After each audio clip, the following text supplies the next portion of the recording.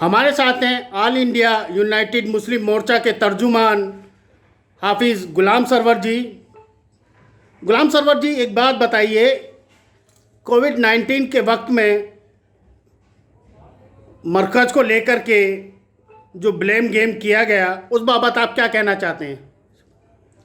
सबसे पहले तो मैं आपका शुक्रिया अदा करता हूं कि आप हमारे दफ्तर तक आए।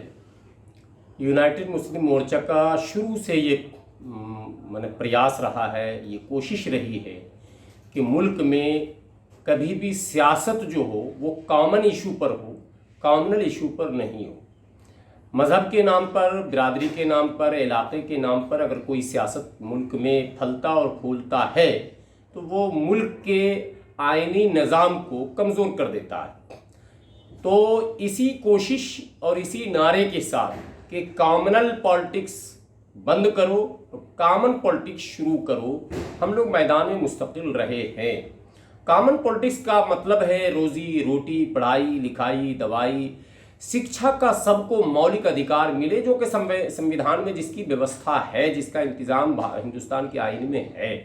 हम लोग इसकी बात मुस्तकिल करते हैं। इसके लिए जंतर मंतर से लेकर और वो उन तमाम जगहों पर, चाहे वो रिटेन में हो या सड़क पर जो आईनी अधिकार मिले हैं, हक मिले हैं, उसके तहत हम लोग धरना प्रदर्शन आवाज़ उठाते रहते हैं। वज़ीर आज़म से लेकर सदर जमहूरिया तक को हम लोग मकतूब भी इरसाल करते रहते हैं, यानी कि मेमोरेंडम भी देते रहते हैं।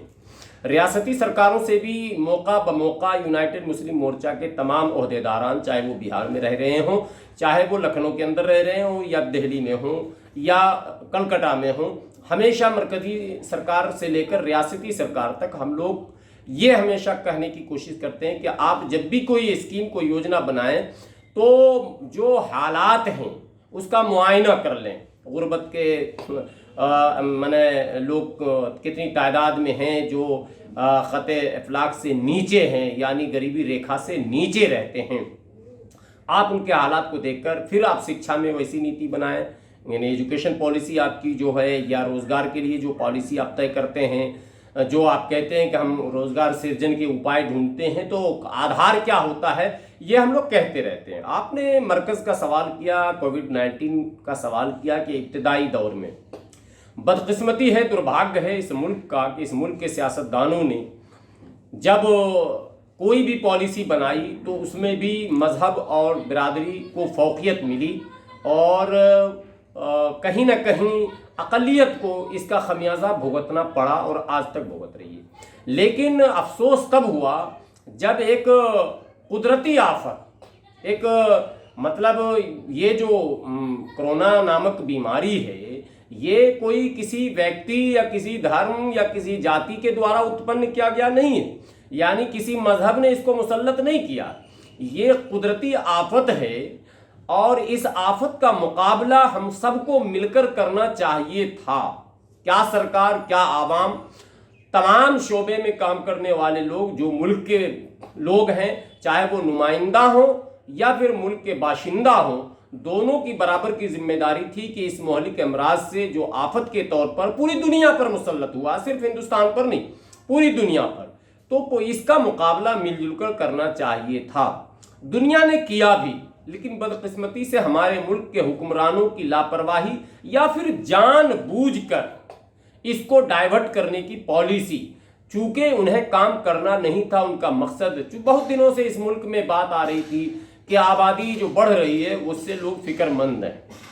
ये बड़ी बात मैं बोल रहा हूँ, जो आबादी बढ़ रही है उससे लोग फिक्रमंद हैं और उसको कम करने की कोशिशें हो रही है। यहाँ तक कि कानून बनाने की बात भी हो रही थी जनसंख्या नियंत्रण पर।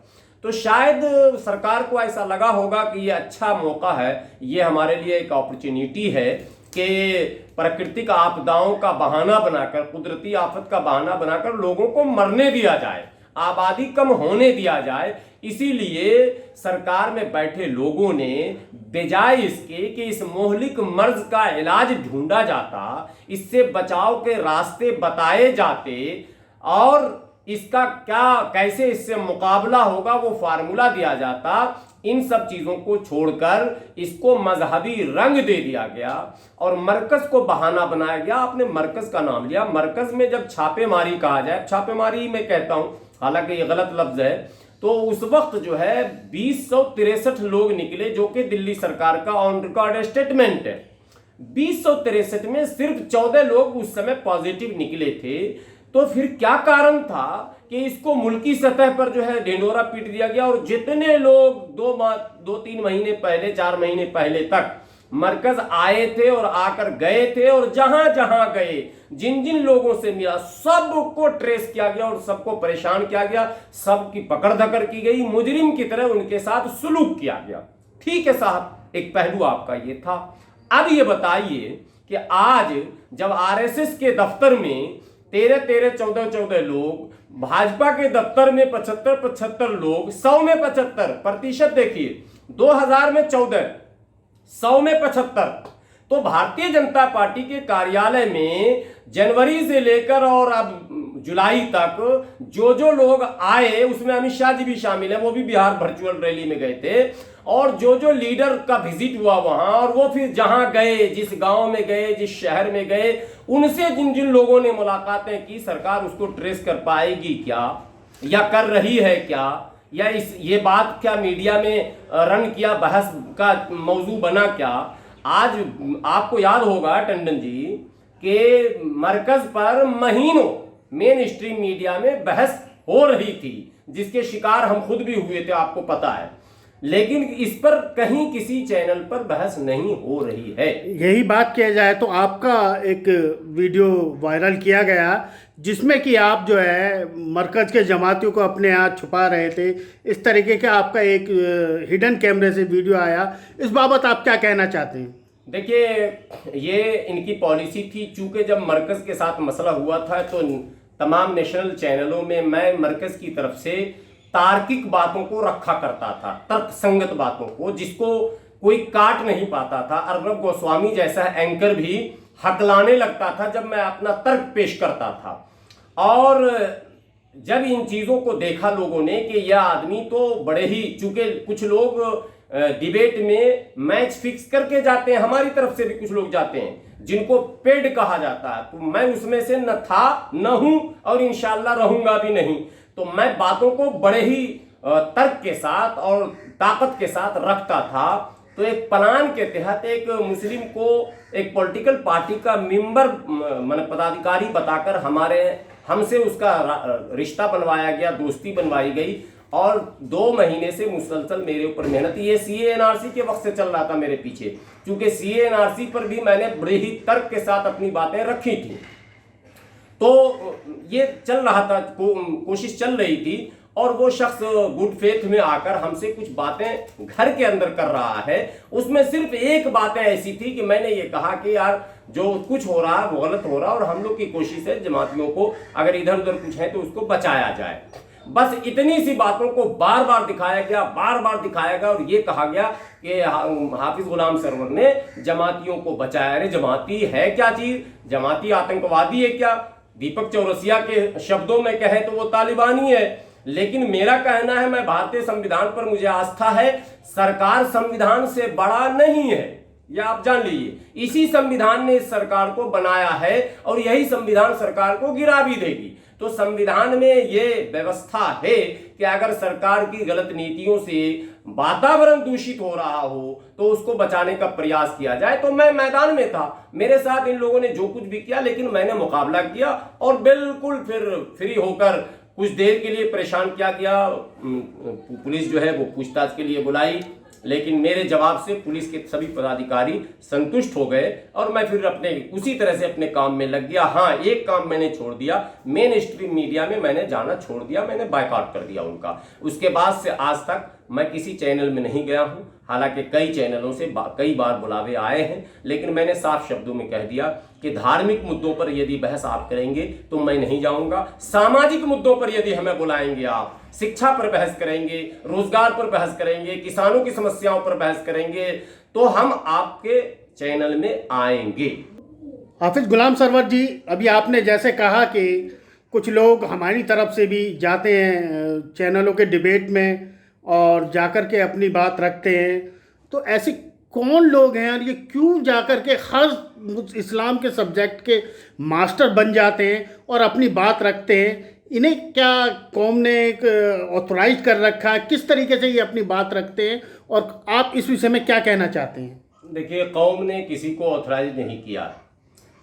मुसलमानों की जो मिली तंजीमें हैं, यानी धार्मिक संगठन जिसको आप कहते हैं, उसमें जमीयत उलमा हिंद, जमात इस्लामी, जमीयत अहले हदीस और मिली काउंसिल, मजलिस मशावरत, इस तरह से all India Muslim personal law board, इस तरह से क्या कहते हैं उलमा व मशाइख बोर्ड, ये सारी तंजीमें हैं जो धार्मिक संगठन कहलाते हैं। इन्हें हम लोग मिली तंजीम कहते हैं। इसके अतिरिक्त जो लोग हैं ये लोग फर्जी हैं, ठीक है। और मेरा जो संगठन है वो धार्मिक संगठन नहीं है, ये भी मैं साथ साथ साफ कर दूं। यूनाइटेड मुस्लिम मोर्चा जो है वो सामाजिक संगठन है और हम सामाजिक मुद्दों की लड़ाई लड़ते हैं, हम धार्मिक मुद्दों पर हस्तक्षेप नहीं करते हैं। तो जो लोग ये जाते हैं ये फर्जी संगठन बनाए हुए हैं और इनके पॉकेट में वो संगठन होता है, सब राष्ट्रीय अध्यक्ष ही लिखते हैं, लेकिन सच्चाई ये है कि समाज में इनकी कोई पूछ नहीं है और समाज में कोई पैठ नहीं है और न समाज ने इन्हें ऑथराइज किया है, न इनका संगठनात्मक ढांचा है। इस समय जो देश के आर्थिक माली हालत है उस बाबत आप क्या कहना चाहेंगे? देखिए, माली हालत तो इस वक्त बहुत ख़राब है। हकीकत यह है कि मुल्क में 40% ऐसे लोग हैं जो इस वक्त फाका कशी के करीब हैं, यानी भूखमरी के नज़दीक पहुंच चुके हैं। उनकी हालत ऐसी है कि अगर यही परिस्थिति जो अभी सरकार ने बनाई है देश की, कोरोना होना ये एक अलग मसला है, समझिए पहले इसको, लेकिन जो स्थिति सरकार ने निर्मित कर दी है, तमाम इसमें सरकारें हैं, इसमें किसी दल की बात नहीं की जा सकती है, वो एक हास्यास्पद है। उनको भारत की वास्तव की स्थिति का मूल्यांकन करना चाहिए। नीतियों के निर्धारण के समय जब तक आप पॉलिसी बना रहे हैं तो कम से कम आप जिसके लिए पॉलिसी बना रहे हैं, जिस मुल्क के लिए, जिस आवाम के लिए, उसके हालत से तो आप बाखबर कम से कम हो जाइए, उनकी स्थिति से तो आप अवगत होइए। बिल्कुल गांव में अभी हैंड टू माउथ लोग ये जो मनरेगा है उस पर डिपेंड कर रहे हैं और छोटा मोटा कुछ मामला है, कुछ किसानी है, वो भी बिहार और आसाम में और बंगाल के कुछ हिस्से में बाढ़ ने जो है उसको भी ख़त्म कर दिया है। तो कुल मिलाकर हालात और भी ख़राब हो रहे हैं। शहरों की हालत ये है कि 50% बिजनेस बिल्कुल या तो ख़त्म हो गया है या वो है जिंदा लेकिन आय का स्रोत उसमें नहीं है। 50% जो बिजनेस बचा है उसमें 60 से 70% की कमी आ गई है, यानी जो 100% बिजनेसमैन थे उसमें 50% बिजनेस तो खत्म हो चुका है या खत्म के कगार पे, लेकिन जो बचा हुआ 50% है उसकी जो आमदनी आम दिनों में होती थी अब उससे 50-60% कम हो गई है। लेबर्स कम हो गए हैं, सप्लायर्स कम हो गए हैं, और प्रोडक्ट कम हो गए हैं और परचेजर कम हो गए। तो अब ये जो मार्केट में क्राइसिस है तो इसका असर तो इकोनॉमी पे होना है। और सरकार देखिए क्या कर रही है, पेट्रोल और डीजल की कीमत को बढ़ाकर ये कह रही है कि हम खजाने में पैसा बढ़ा रहे हैं, लेकिन वो पैसा जा कहाँ रहा है बढ़कर? क्या सिर्फ सरकार के साहिबों और क्या कहते हैं मंत्रियों के यात्रा में वो खर्च होगा, उनके मेंटेनेंस में चला जाएगा, या आम जनों के हित में उसको खर्च किया जाएगा? ये अभी तक स्पष्ट नहीं हो पाया है।